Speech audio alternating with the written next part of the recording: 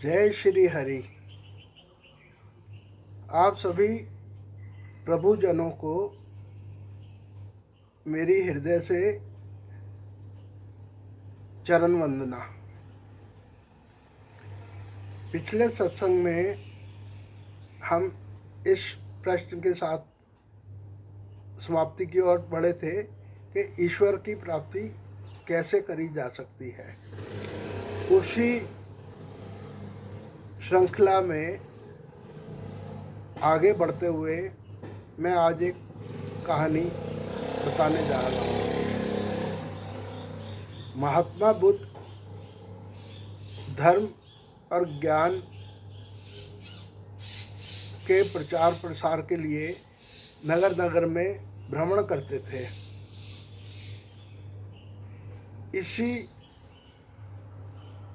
श्रृंखला में एक बार वो एक नगर में पहुंचे। वहाँ का नगर सेठ बहुत ही धनी था।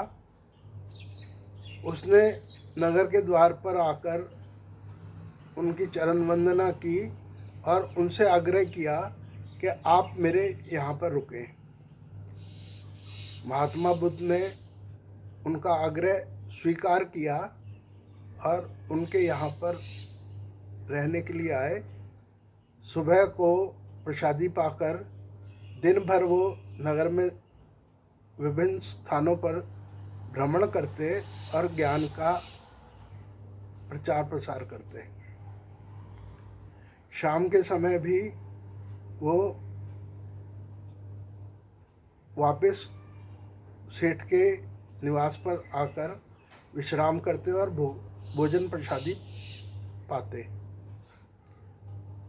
एक दो दिन बीत जाने के बाद में सेठ ने कहा, आप नगर में गरीब जनता को, नागरिकों को धर्म का और ज्ञान का प्रचार प्रसार करते हैं, मुझे भी कुछ धर्म के बारे में बताएं। तो महात्मा बुद्ध बोले, अभी समय नहीं आया है, समय आएगा तो फिर मैं आपको भी ये सब ज्ञान दूंगा। एक दो दिन और बीत गए। फिर सेठ ने वही प्रश्न किया। तो महात्मा बुद्ध बोले, एक काम करें, आज आप चांदी का एक कटोरा लेकर आए, एक बर्तन लेकर आए। तो सेठ जी एक कटोरा चांदी का लेकर आए। तो महात्मा बुद्ध ने कहा, अब आप इसमें गाय का गोबर डाल दें। तो सेठ अपनी गौशाला में गए, वहाँ से नौकर को बोला कि इसमें गोबर डाल दीजिए। वो लेकर महात्मा जी के पास आ गए। महात्मा जी ने कहा, अब इसके ऊपर जो है गाय का दूध डाल दीजिए, उससे इस बर्तन को भर दीजिए। सेठ हैरान हो गया कि नीचे गोबर, ऊपर दूध, दूध तो सारा खराब हो जाएगा, वो तो इस्तेमाल के लायक, पीने के लायक रहेगा ही नहीं। तो उसने संशय करते हुए महात्मा बुद्ध से प्रश्न किया, गोबर वाले बर्तन में अगर दूध को डाला जाएगा तो वो तो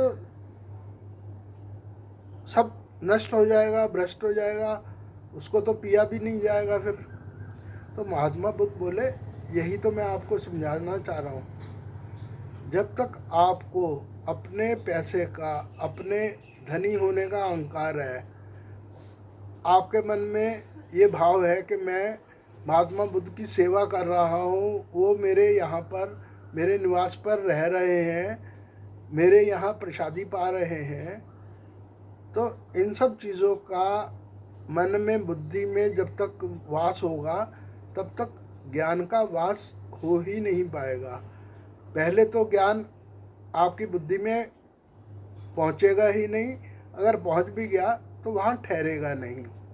तो इसलिए आप पहले अपने मन से अहंकार को निकालिए, उसके बाद मैं आपको ज्ञान देता हूँ।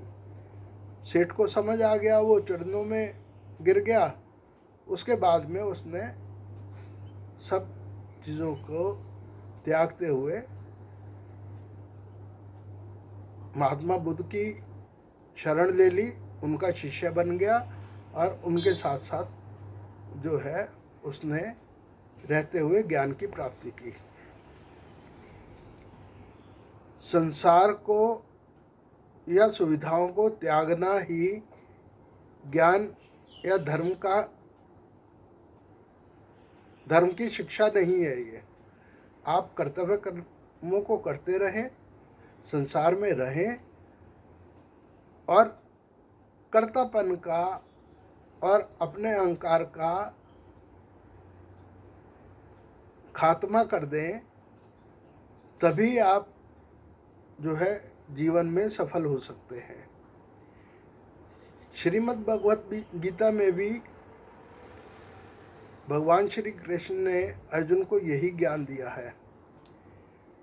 उन्होंने कहा है कि जीव परमात्मा को 2 तरीके से पा सकता है। पहला तरीका है कि कर्तापन का अभिमान, जो भी कर्म आप करते हो उसमें जो कर्तापन का अभिमान है उसको छोड़ दें, मैं मेरा करना छोड़ दें। फिर साथ ही भगवान कहते हैं ये करना बहुत ही कठिन है, मैं छूटती ही नहीं। तो फिर दूसरा तरीका क्या है? दूसरा तरीका ये है, जो भी आप कर्तव्य कर्मों को करते हो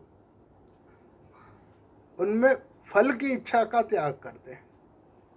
अगर कर्तापन का अभिमान छूट जाए तो बहुत अच्छा है।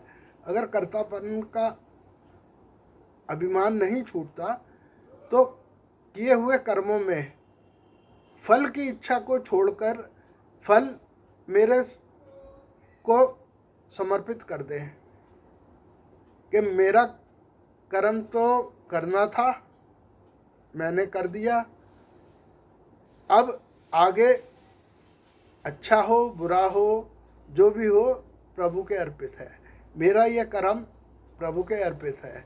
इसी भावना के साथ में अगर आप सभी कर्मों को करते रहेंगे तो आप में कभी भी अहंकार नहीं आएगा और आप जीवन से मुक्ति पा जाएंगे। इसी के साथ मैं अपनी वाणी को आज विराम देता हूँ। जय श्री हरि। सभी भक्तों को प्रणाम।